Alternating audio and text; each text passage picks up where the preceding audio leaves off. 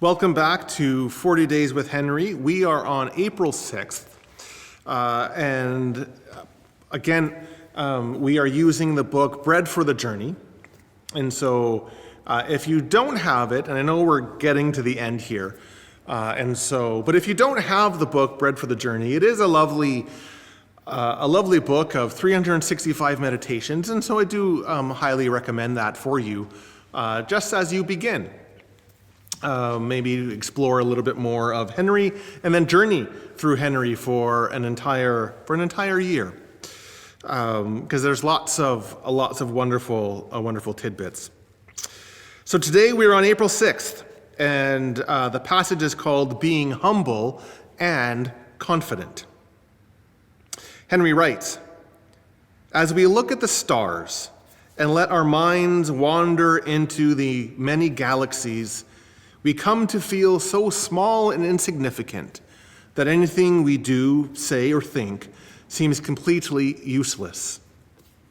But if we look into our souls and let our minds wander into the endless galaxy of our interior lives, we become so tall and significant that everything we do, say, or think appears to be of great importance. We have to keep looking both ways to remain humble and confident, humorous and serious, playful and responsible. Yes, the human being is very small and very tall. It is the tension between the two that keeps us spiritually awake." Okay, so this is kind of a dense passage. And it takes a little bit. You may have to kind of read this a couple times. I kind of want to read this a couple times, just to kind of think of, okay, what exactly is Nouwen talking about? And, so my first thought that when I read this is I think he's kind of talking about pride. Pride, which when we really kind of look at pride, the shadow side of pride is self-rejection.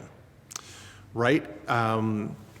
In Life of the Beloved, Nouwen says that the most dangerous thing for our spiritual life is our own self-rejection, right? And because the very spirit that says, the very spirit that looks within us and says, I'm so tall, I'm so great, look at this, the endless galaxy of my life, this is amazing. That kind of spirit that kind of bolsters us up, and exalts the self, is the same spirit that will look to something and come crashing down because we haven't achieved it.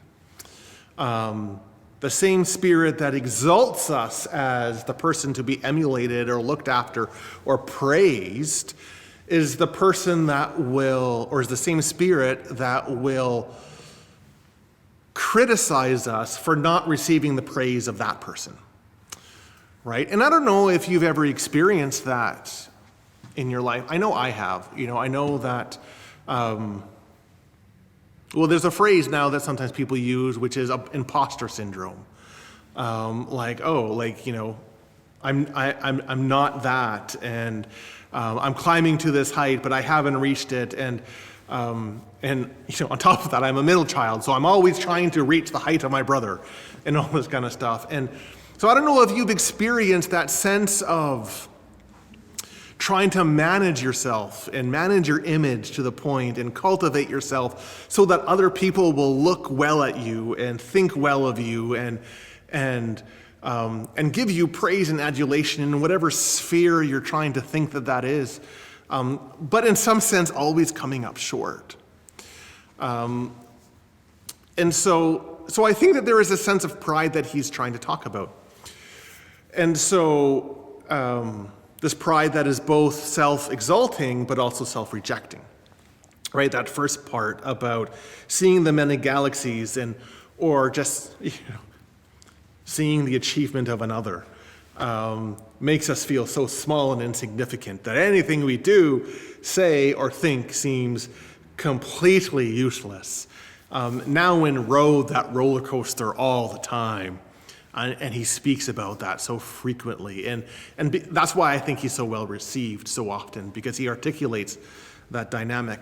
So what's he talking about here?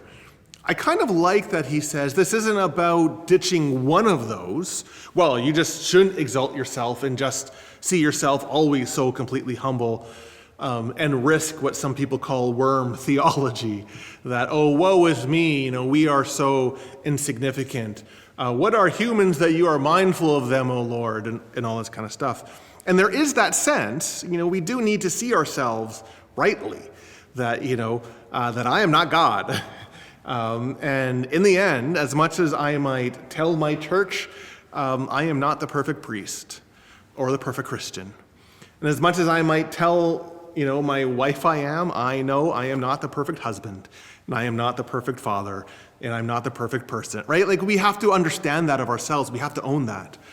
But that doesn't mean that there is nothing redeemable about us, because who we are also is someone made in the image of God.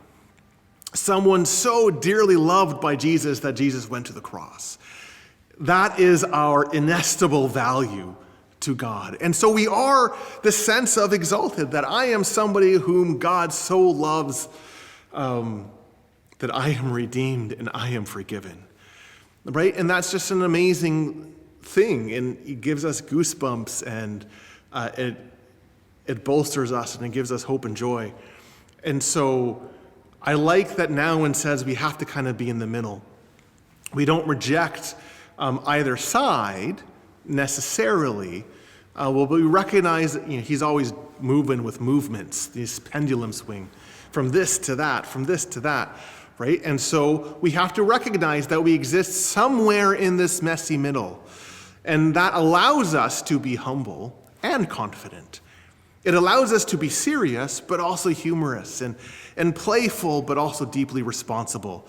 And so the place of spiritual aliveness isn't achieving this glorified state, and it's not about rejecting the limited state. It is this place where we hold kind of both, imperfectly at times, messily, yes, but we hold them both.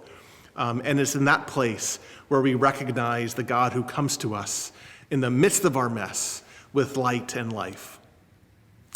God bless you as you continue on in your journey of Lent, and I look forward to seeing you in the next video.